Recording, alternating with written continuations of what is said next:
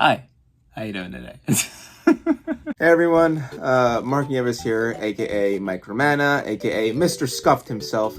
I am the writer, the composer, the head honcho of the crew, and of course the voice of the great Cacletta and Mario Luigi in the Superstar Saga abridged series, more commonly known as Super Scuffed. In tribute to pretty much every Mario Luigi RPG out there, I have declared this month of November as what I like to call the month of Scuffed.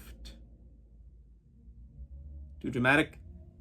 Seriously, tell me if it's not dramatic enough. My throat's literally rotting. This not only just so happens to be my birth month, but at the same time, the revival of the Mario and Luigi series with Brothership's release, as well as it's been apparently 10 years since I made this channel, and while I've only made the first and second episodes of Super Scuffed, and only there being worth 2 years of any of my content, there are projects that have been in the back burner for quite some time, and I'm hoping you'd find it in your heart to welcome those productions with open arms. But in tribute, I made a post at the beginning of November requesting that you guys submit your own questions for a special Q&A, and thus, here we are.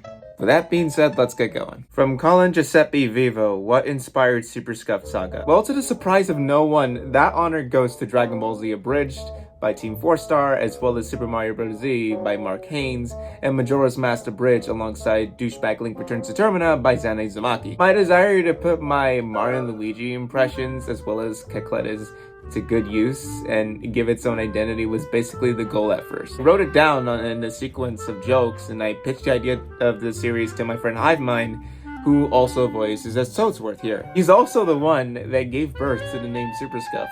Originally, I was going to call this Superstar Saga Bridge, but I eventually settled in with Super Scuffed, which really helped the show stand out. I also couldn't help but imagine Cacletta sounding like Frieza, which just works. Don't believe me? Just take a listen to this. Oh, please, everyone's always on about the children. I already tried leaving them alive, but all they do is grow up under my rule or dedicate their pathetic lives to revenge. Usually both. From Joseph Sharp 6221, what are some of your favorite parts of creating specific stories that you're passionate about, abridged or otherwise? I mean, for abridged shows, I already have the original story to base my work off of, but I don't just throw in silly jokes and call it a day. In Super Scuffed, I genuinely like to throw in Easter eggs, pay homage to everything you're experiencing in the game, as well as acknowledge opinions and other spoofs others have made. I also have a thing for wanting to create a legit story out of it, despite it being a story with not too much thought into the semantics. So yes, you'll be seeing a couple fan fixes, if you will, but not too many that it changes the story entirely, but acknowledges some missed opportunities. As for original stories, things like Purgatory and other projects I have in the works all took a lot of brainstorming, but every story I conjure up, I add a lot of love. Composing the music, writing the scripts, crafting inside jokes with the cast, and making the art all are my favorite parts. My least favorite is animating it. From Kirby Coder, what's your favorite pastime, favorite color, and favorite video game? Well, my favorite pastime is, believe it or not playing video games all day. At least, not anymore. Working on any individual project I have, drawing the artwork, writing stories along with what-if scenarios to keep my mind ideas fresh, and composing and listening to music, it all just comes sandwiched together. Honorable mention, I do love me some anime to binge watch, which of course may or may not result in after anime depression, and pray to Lord Jesus that the manga of the anime you're watching has more to offer. Despite the lavender hues on the channel at the moment, my favorite color is this seafoam emerald green. Second favorite is coral pink. You know, I've always been more of a washed out color kind of guy. Favorite video game? Well, it depends on my experience with it, so I'll be going by genre in order to share my taste. Favorite platformer, Kirby and the Amazing Mirror. Favorite puzzle game, Tetris. Favorite Metroidvania, Metroid Dread. Favorite 2D adventure, The Legend of Zelda Link's Awakening. Favorite fighting game, Super Smash Bros. Ultimate. Favorite traditional fighting game, Tekken. Favorite RPG, Mario Luigi Superstar Saga, if that wasn't obvious enough. The Braviary Kid 7849, why is episode 1 of Super Scuffed called 1-1 and episode 2 called 1-2, etc.? It's sort of a kill two birds with one stone sort of scenario. On one hand, I've planned that Super Scuffed will be split into the whole 3 seasons that will explain itself in due time. On the other hand, it's a funny way to pay homage to how traditional Mario games handle the way they label their worlds and levels. From Great T-Pig 5981, question, do you collect amiibo? If so, which ones are your favorites? I used to. I've only collected 7 of them. Link was my first, Yoshi was my second, though his head unfortunately got decapitated from some accident. Bowser, not sure when I got him, but he's the absolute titan in my collection. Got the Retro Fighter package that includes Rob, Duck Hunt, and Mr. Game & Watch with all of his replaceable assets. All in the same set. And my last one, Mega Man, who I purchased at a Toys R Us back in Palm Springs with my cousin Josh. Yes, that Josh. He may be gone now, but I'll always cherish the memories we had when we bought this fella. It always will be dear to me because we played the crap out of Smash 4. At the Variety Channel 5046, what inspired the Frieza-like voice for Cacletta? I guess that video wasn't proof enough, was it? Well, to clarify, I recorded some takes back then, seeing if I could perform the Cacletta laugh we all know and love.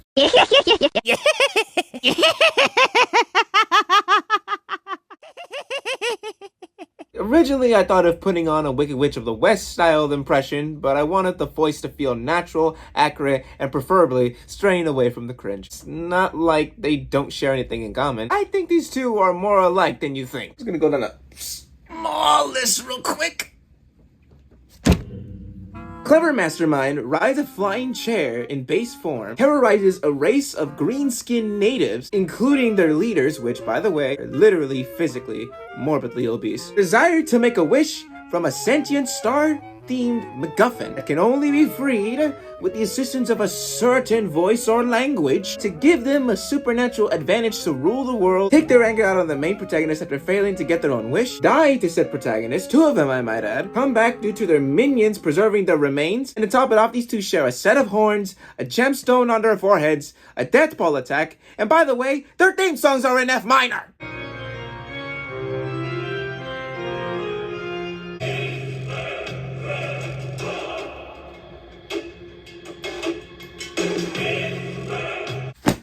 This one's hard to pronounce, to be perfectly honest. From Risen Ramlao,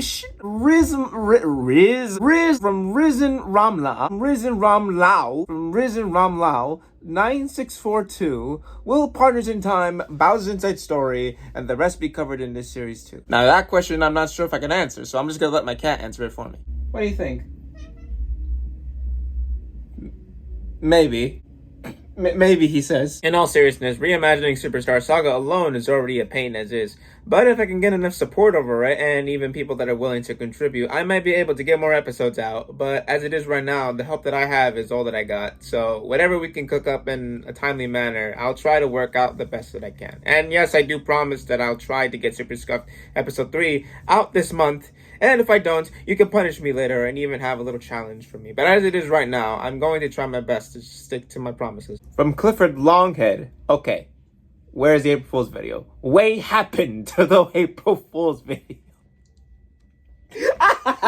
It's still private. I just hid it from out of shame, if you get what I mean. To be perfectly honest, I had a bit of negative feedback from it, and the next time I do an April Fool's video, I'd rather not make people think that I'm the douchebag that doesn't care about what others think and how they feel about waiting for so long. I imagine that people are already rioting because of Super Scuffed Episode 3. I actually want to do something, that feels like it was worth making rather than something that was just out there to just say, haha, I tricked you and all that. We only got time for one more question, so...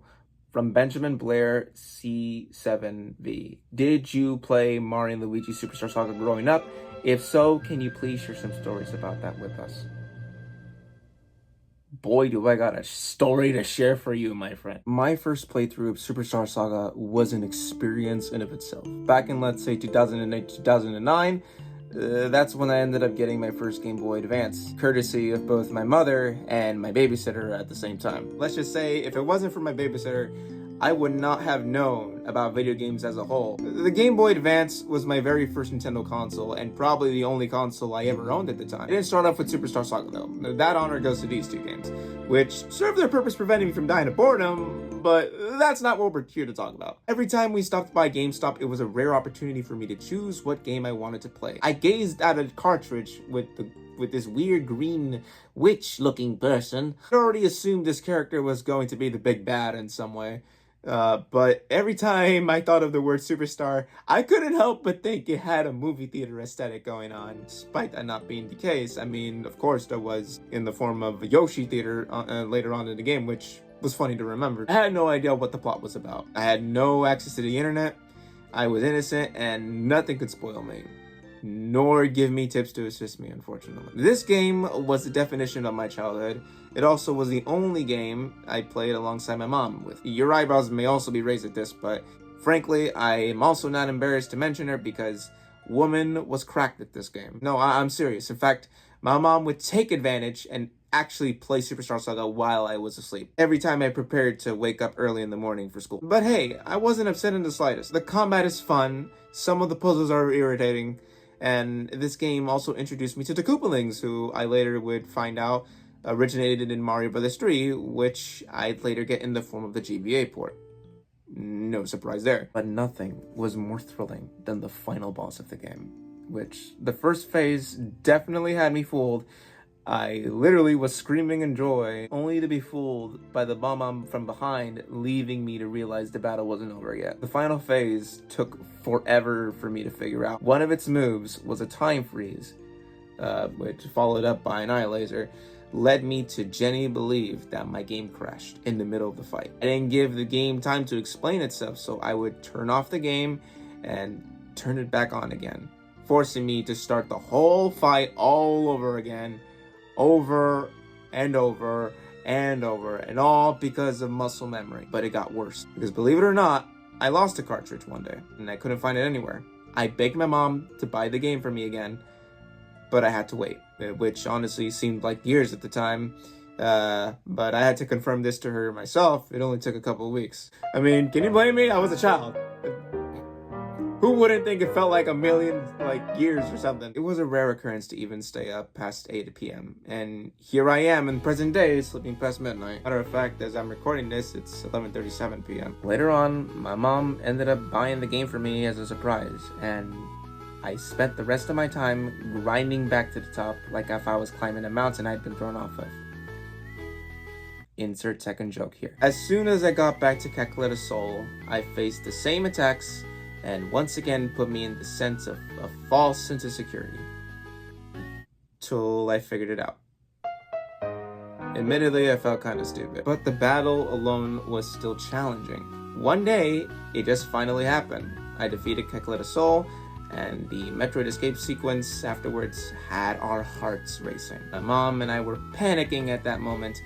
As we got to the end credits, I was in tears. I had finally beaten the game I fell in love with at first sight, got separated from, then found my way back to the top again. The whistling tune at the end of the game, till this day, brings me back to that very day. And the harmony near the very end of the tune still makes me cry. Superstar Saga also happened to be my first RPG ever playing. So when I had my hands on Mega Man Battle Network Red Sun a couple years later, Superstar Saga was the first thing that came to my mind.